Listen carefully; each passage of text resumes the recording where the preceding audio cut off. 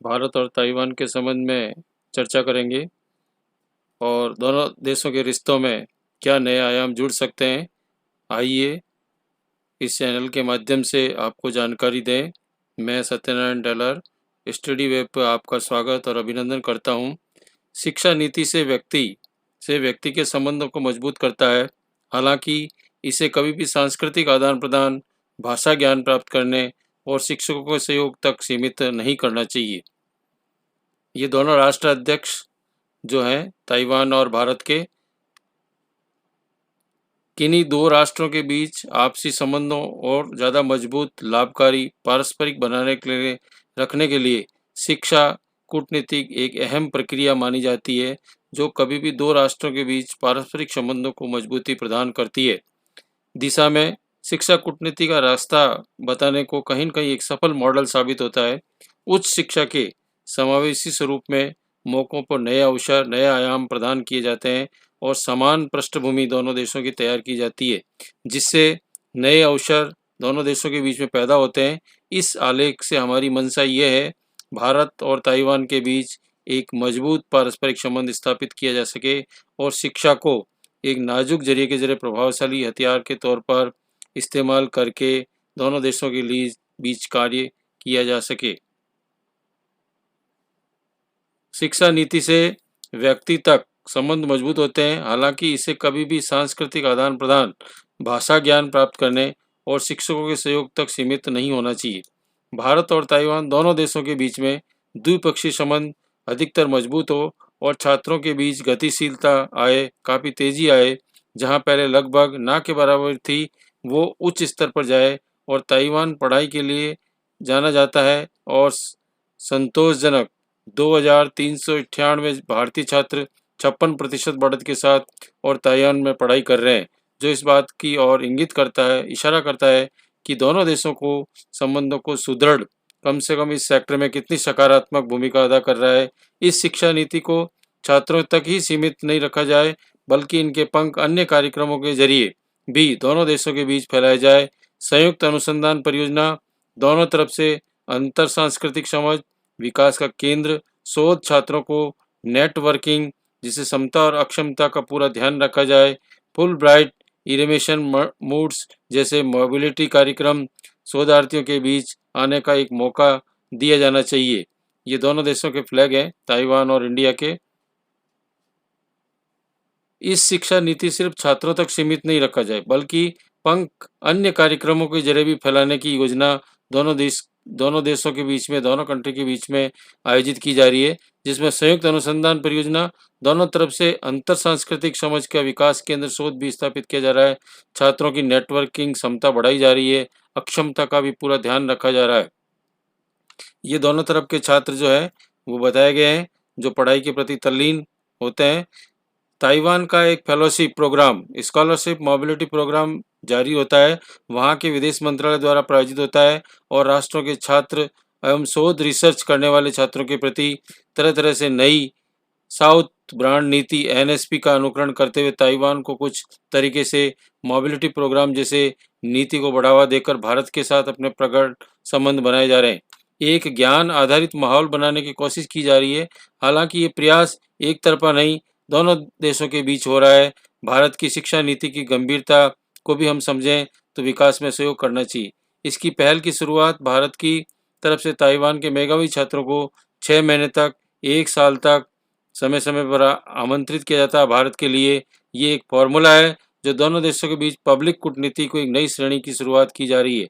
इस तरह से एजुकेशन डिप्लोमेसी या शिक्षा कूटनीति भारत और ताइवान के बीच में पारस्परिक संबंधों को पारगमन बनाते हुए मजबूत किया जा रहा है और दोनों देशों के बीच सॉफ्ट पावर की स्थापना की जा रही है। ये ग्राफ बताया गया है दोनों को supporting increase with India, Taiwan और भारत के बीच में ओवरऑल, और डीएसपी और केएमटी दोनों के तुलनात्मक बताया गया है, जिसमें ओवरऑल में 46.6 और 53.3 बताया जाता है। Scoring with increasing with India बताई गई है। शिक्षा एक न खोजी की संभावना है, बल्कि दोनों देशों के बीच में कोई शक नहीं। भारतीय छात्र ताइवान में पहले से पढ़ाई कर रहे हैं और भविष्य में भी ताइवान जाकर उच्च शिक्षा हासिल करने के इच्छुक हैं। ये एक कड़ी या गलियारा है जिनमें दोनों देशों के बीच संबंधों को मजबूत या प्रगाढ़ बनाया जा रहा है। दोनों देशों के बीच संबंध अभी भी बेहतर और किए जा सकते हैं। साइंग इन वन के नेतृत्व में ताइवान अपनी आर्थिक संभावनाओं को बेहतर बनाने की कोशिश में प्रयासरत हैं ताकि वे खुद को एक एजुकेशन हब के रूप में तैयार कर सके और दुनिया के सामने एक मिसाल पेश कर सके। इसलिए पूरी तरह से मुमकिन है शिक्षा कूटनीतिक वह दहलीज बन जाती है जिसके सारे क्षेत्र ताइवान पर असर बढ़ जाए। खासकर भारत में भारतीय युवाओं पर आकर्षित करना संभावना से परिपूर्ण फैसला साबित हो सकता है। ये जो है we are keen the collaborate with India in miss creative in research institution program का बताया गया है। इसमें ताइवान और भारत के दोनों देशों के बीच में किस किस पर शिक्षा की नीति के आगे बढ़ावा दिया जा रहा है, क्योंकि युवा छात्र देश के बाहर बेहतर शिक्षा हासिल करने का अवसर ढूंढते रहते हैं। तो आंकड़ों के अनुसार चीन के बाद दूसरे नंबर पर भारत है, जहां सन 2019-2020 में 18%, 1.93.124 छात्र अमेरिकी संस्थान में पढ़ाई करने के लिए वहाँ गए।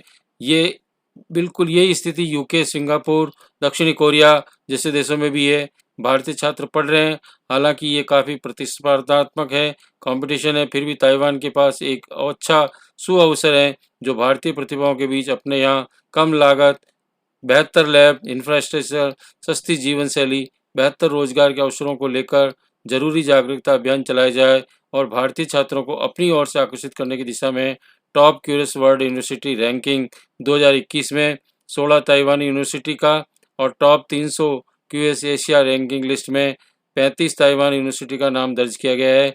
इस प्रकार से उल्लेख हमें मिलता है जो कि सामाजिक विज्ञान के शोध छात्रों को ताइवान को लेकर समझ सकते हैं और दोनों देशों के बीच बेहतर संबंध स्थापित करने में काफ़ी अहम भूमिका बताई जा रही है। ये छात्र न सिर्फ दोनों देशों के संबंधों को बेहतर करने की दिशा में एक व्यवहारिक भूमिका निभा सकते हैं, बल्कि जागरूकता प्रदान कर रहे हैं।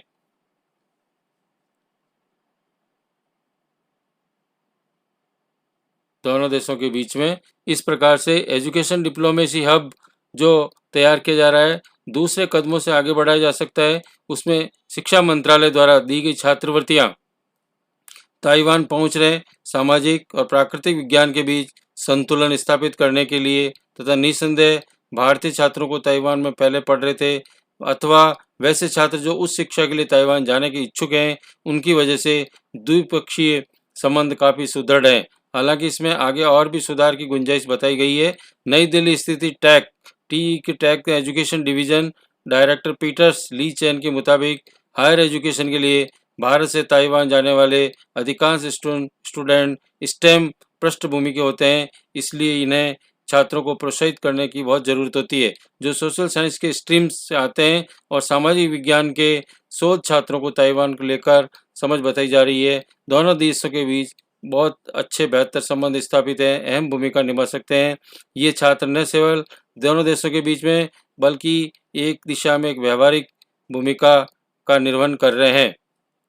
ये चित्र बताए गए डायरेक्ट तौर पर दोनों छात्रों को थैंक यू फॉर बल्कि जागरूकता भी कर सकते हैं। ऐसे दोनों देशों के बीच में अंतर्राष्ट्रीय स्तर पर अंतर सांस्कृतिक पहल मेल मिलाप को बढ़ावा देकर किसी भी हाल में सामान्य विज्ञान के शोध छात्रों से भी कहीं ज़्यादा महत्वपूर्ण इम्पोर्टेंट है। सामाजिक विज्ञान के छात्र कहीं न कहीं सॉफ्ट पावर को आगे बढ़ाने में काफ़ी कारगर सिद्ध होंगे, जिससे आर्थिक स्थिति और प्रतिष्ठात्मक फायदा मिलेगा।